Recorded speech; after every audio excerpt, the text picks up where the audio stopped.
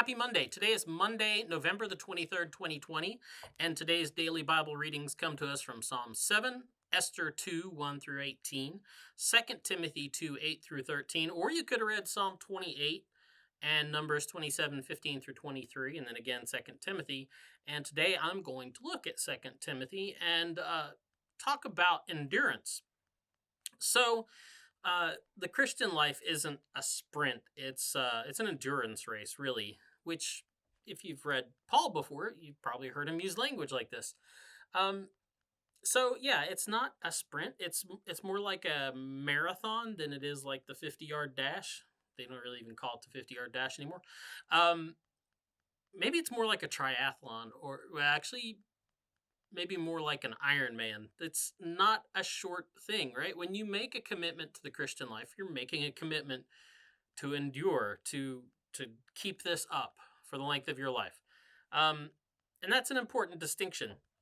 If we only had to briefly sprint to the finish, the life of Christian faith, rather, would be a relatively easy thing. You know, it'd be pretty easy to do. And most people can kind of move quickly over a short distance. But that's the deal. It's not. And like Paul says in this passage, committing to the gospel means the very real possibility of suffering hardships. And that means enduring all of those things for the sake of others. That's what he's talking about here, that he has endured hardships, but he endures it for the sake of those people who Christ wants to save. And for the sake of Christ's gospel and for the sake of Christ. So that's a very important distinction to make, but then it kind of begs the question, what if we can't endure? So what if we fail just, short of the finish? Will the gospel fail because we failed? What then?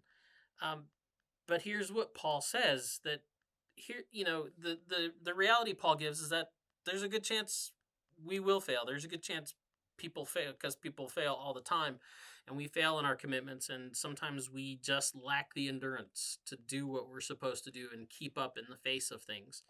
But Paul says that even if we deny Christ, Christ can't deny himself. And so his gospel will go forth.